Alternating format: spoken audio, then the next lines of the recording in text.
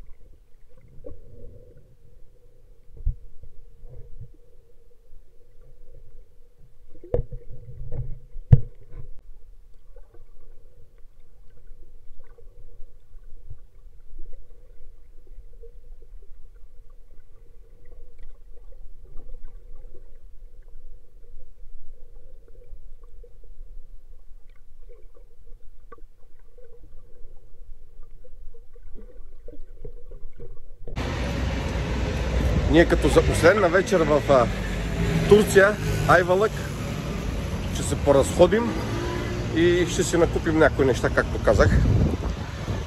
Неща, които ще ви покажем и цените, естествено, да знаете, ако някога решите да дойдете тук, за какво става на въпрос.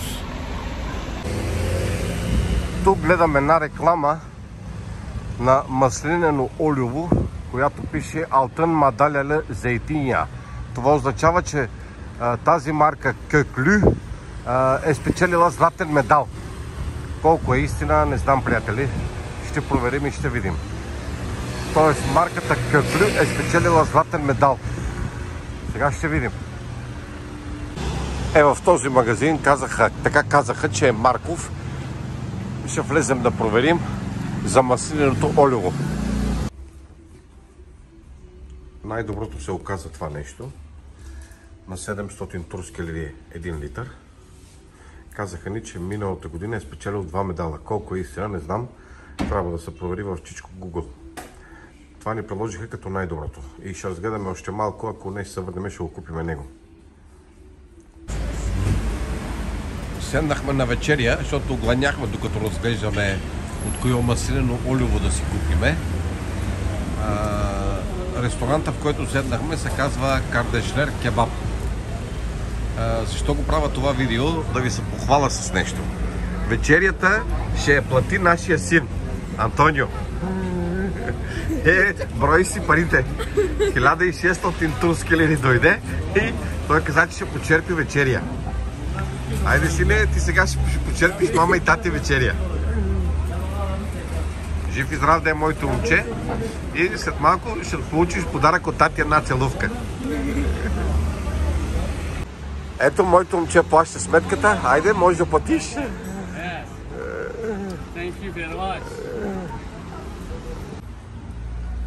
Ние се върнахме в магазина, в който преди малко ви казах и показах цените. Е това, където ни казаха, че е най-доброто. Това, което спечели миналата година 2 златни медала. От него купихме. Ето го. Това си купихме. И на обща цена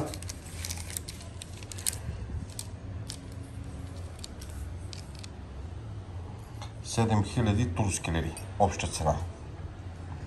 Купихме си, защото едно от това купихме, където спечели медали и от това купихме. Тоест на обща цена 7000 турски лири, това са около 200 евро. Ето го, това си купихме. И така, дано не сме направили грешен, в смисъл не сме избрали нещо погрешно. Благодаря.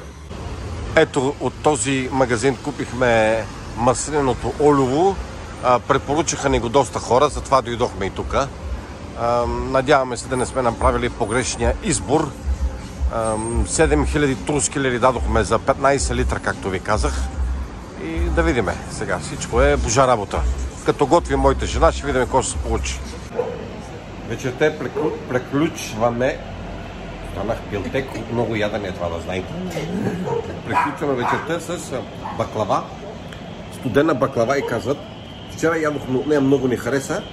И днеска пак дойдохме. Антонио, теб харесва ли ти? Да. Даже той пожела да дойдем пак тук. Така ще приключим вечерта. Здравейте! Как сте? Здравейте, приятели и последователи на нашия семейен YouTube канал. Как сте? Надяваме се да сте добре. Ние, слава на Господ, сме добре. Ваканцията ни приключи в Турция. Сега сме се запътили към татковината. Ще минем през един също много, така да се каже, световно известен и исторически град Чанаккале. Откъде е световно известен, предполагам доста от вас знаят. Втората световна война. Доста, в смисъл, много там се е водила войната. Между Турция и Англия, предполагам, беше нещо от този род. Дали всеки от нас може да провери в Google. Ще минем от този град. Ако имаме така възможност да се каже, ще се опитаме да направим едно кратко видео на самия град.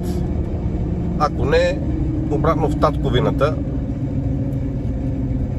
Нашата ваканция приключи в Турция. Останахме много доволни. Минахме доста икономично, защото сме с кемпър. Нали? Ако се налагаше да нощуваме по хотели и тем подобни, може би ще да излезе солено. Защото все пак седяхме тук около 12 на дена общо. За 12 дена друго е да платиш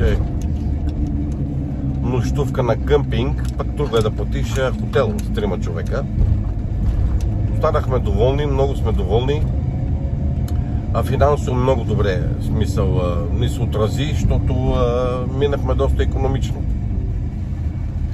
Всеки имащ желание и възможност, препоръчваме му, елате, ще останете доволни, защото все пак цените са съвсем други. Нощувка на къмпинга, казах ви, е 27 евро, 1000 турски лири, то е около 55 лева. На първа линия сте на плажа. Аз мисля, че в татковината за 55 лева някъде в кой къмпинг да отидеме на първа плажа, на първа линия на плажа на морето. Мисля, че за такава цена няма къде. Това е за сега. Като навлезем в Чанаккале, там ще се видим пак. Влязохме в Чанаккале. Нещото, което ми направи впечатление, тази джамия, тя е огромна. Аз за първи път виждам такова нещо, приятели. Какво е това чудо и аз не знам. Огромно нещо е. Бах ти малата. Това е много голяма джамия, бе. Те нова строят, сигурно е ли? Нещо строят, обаче е нещо огромна джамия. За първи път виждам нещо такова. Това е прословутият мост на Чанаккале.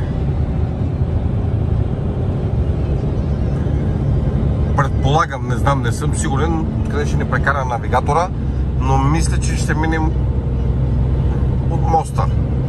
Така мисля. Да видим откъде ще ни прекара навигаторът. Това е прословутият мост на Чанаккале. Не минахме върху моста, но поне минаваме под него. Навигатора ни прекарва през друг път, изглежда. Прочутият мост на Чанаккале. Ние от моста не минахме, но пък с ферибот ще минем от другата страна. Тоест не минахме от прословутия мост на Чанаккале, пък ще минем с ферибот.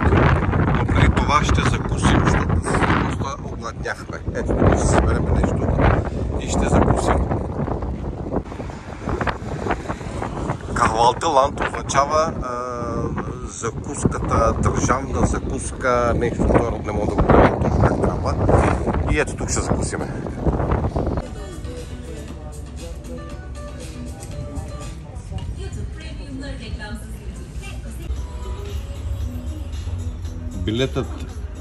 Билетът да се качим в ферибота струва 390 турски лири. В смисъл да прекусиме. Това е цената на билета, за да се качиш в ферибота. 390 турски лири.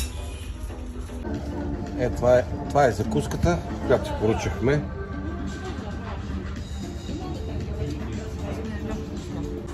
Това ни докараха като за закуска. Хубаво е. За тази прекрасна закуска, която направихме, платихме 550 турски лири. Мисля, че е нормално като цена. Нахранихме се много добре. Закуската беше перфектна, много вкусна. На нас ни хареса и платихме 550 турски лири за 3 човека. Влязохме в ферибота. Ще паркираме и се качиме горе.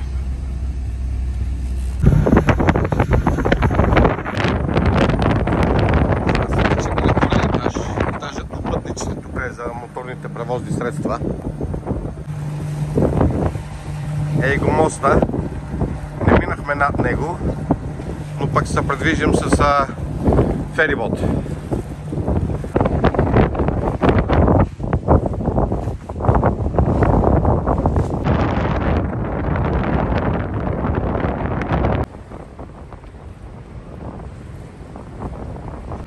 Ние сме в Едирне. Имаме 17 км до българската граница, до татковината, но преди това решихме малко тук да поразгледаме в Едирне, т.е. малко шопинг, защото тук ни казаха, че има доста смисъл магазини, които са на много добри цени и решихме малко да видим дали ще ни устроят цените, да правим един шопинг преди да се преберем в Едирне. Без да искаме, открихме това. Без да искаме. Сега ще го разгледаме. За сега не видяхме нещо, което да ни впечатли. За да се решиме да си купиме. Моята жена и моя син гледат някакви сапуни тук тяхни. Нашето момче си хареса от тези спортни екипи. Някаква измислена имитация на Nike. Струва 800 турски лири. И в момента е вътре с облекалната и мери. Ако му хареса, той предполагам, че ще го вземе, защото му хареса. Ето, хареса си тази имитация на Nike за 800 турски лири. Щом си я хареса, ще му я купим. Разгледахме малко Едирне. И сега се запътихме към вкъщи, но има вероятност да се отбиеме до един магазин порцеланов. Ако се отбием, ще направим и там едно видео. Ако не, продължаваме за вкъщи. В този магазин на порцелановите изделия на Кьотахия, световно известна марка, ще разгледаме и ние си харесахме това комплектче за 12 човека.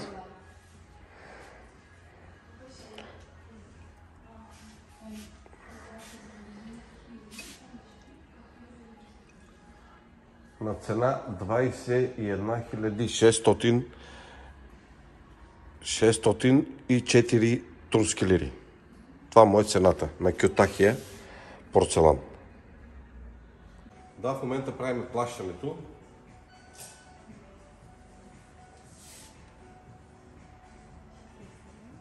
Крещио, кода иска. Čakaj, žena, ne bo se nabližaš, ako imaš kodama. Še ide fatura alabilir yani. Sınırda bir soran olursa. Gotovo.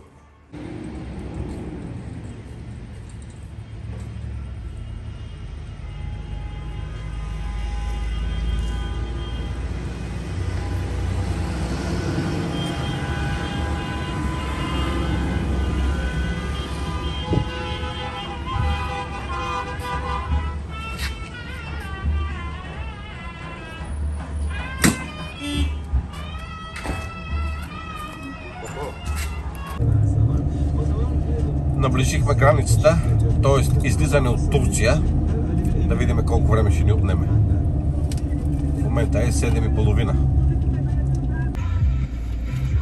Излизането от Турция ни отне 10 минути. В момента сме в смисъл влизане в България. Да видим и тук колко време ще ни отнеме. Като гледам опашката е доста сериозно тук. Дано успеем да минем по-бързо. Часът е 8:20 и чакаме за влизане в България.